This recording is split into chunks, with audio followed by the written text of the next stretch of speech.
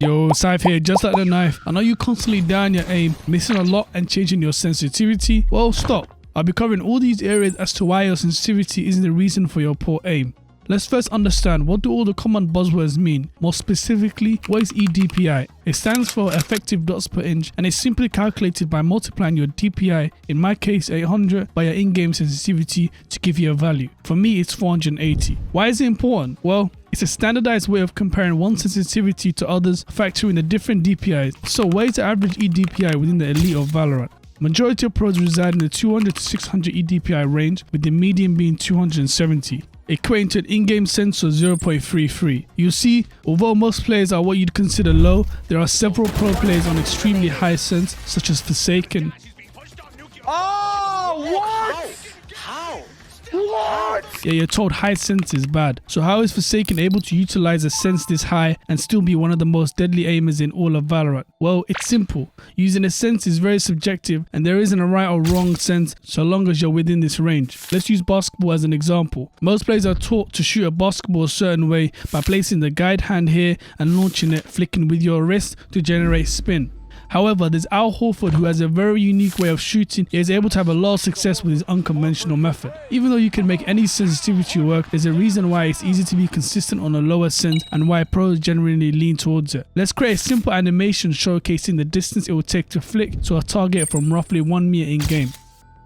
Notice how on the lower sense the window to land that shot is larger, allowing for some wiggle room if you miss. On the other hand, with a higher sense, you'll notice that moving the same in-game distance, the window is a lot smaller, meaning there's a lot more room for error. And the higher up your sense is, the smaller that window gets, and the easier it is to mess up. There are also external factors to consider. For example, different mouse pads will provide different sensations, thus altering the feel of your sensitivity. For instance, a pad that has low static and dynamic friction, such as the esports Tiger Ever, and a pad like the Lethal Gaming Gear Phoenix, which has significantly more friction and stopping power, will cause the same sensitivity to feel widely different. The same goes for mouse feet, weight, humidity. All these factors affect how your sense feels, reinforcing the point that sensitivity is very subjective, and what works for you may not work for the next person. Different sensitivities require you to use different joints. What I mean by that is whether you're using a high, medium or a low sense, you'll be utilizing different joints or a combination of them all. For example, a higher sense is synonymous with utilizing your wrist for large portions of your playtime. Reason being is you're able to make very minor adjustments and corrections, generally reacting faster as you're essentially just moving your wrist as opposed to your whole arm.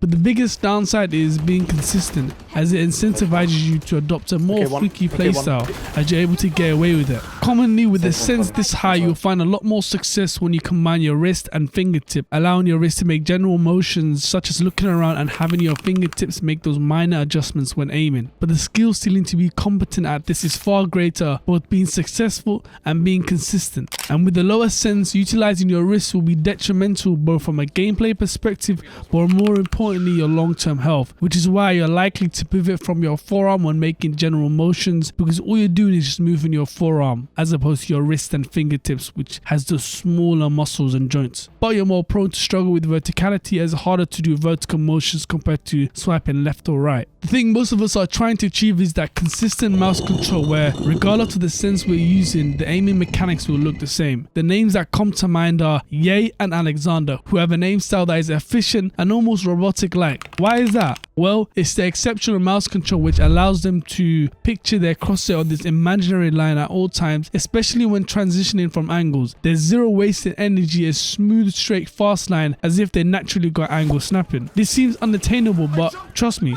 with time and effort, you too can improve your mouse control. Heck, if I was able to develop this, then you can. Once you've got a comfortable sense and a grip that complements it, then it's time to understand the areas that are required for good mouse control. Movement, visualization, pre-aiming, and angle snapping. I can make a separate guide for all these topics, but I'll be brief enough to where you have an idea and I can plant those seeds in your mind.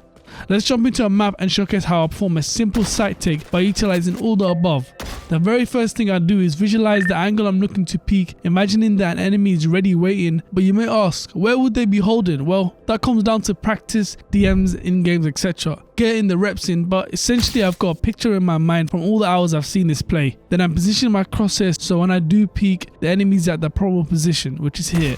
then it's a case of using my movement to position myself perfectly so that all it takes is a simple shot, or in the worst case, a slight micro correction. Once the enemy is neutralized, I'm immediately progressing to the next angle by utilizing angle snapping, which is a technique whereby you position your crosshair at an angle whilst moving as opposed to having your crosshair wandering around. Eye training. Something that I've been implementing into my routine is training your eyes. You need to have muscles on your eyeballs. It seems excessive and over the top, but think of it from this perspective. You can only be successful as fast as your eyes can acquire the target. For the most part, it's not particularly necessary, but when you're looking at your monitor for several hours a day, it's important to strengthen the muscles in your eye, both for our health and also our ability to instantly recognize the target quickly and accurately. Here are my 2 favorite videos for eye tracking and eye strengthening. If it's too fatiguing, take a break. You don't want to strain your eyes the same way you wouldn't want to start lifting heavy and injure yourself. Warm yourself up first and condition those eyes. Mouse size. A topic not highlighted enough within the Valorant space is using a mouse that fits your hand and it's ideal for the type of grip you're using. There are 3 conventional grips: palm, claw, and fingertip. However, these within themselves have subcategories such as palm claw, which happens to be my preferred grip, and each grip type has its pros and cons. For instance, a palm grip is generally the most comfortable grip as your hand is flat against the mouse. However, this also makes it harder to be fast and lacks the dexterity, making it more difficult to do those micro corrections. With that out of the way, it's important to use a mouse that is designed with your hand size and mouse grip in mind. Thanks to Rocket Jump Ninja who created this wonderful tool to help locate the ideal mouse based on several parameters.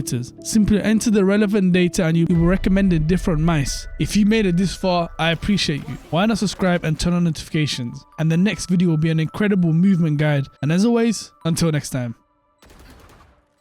He's close to you.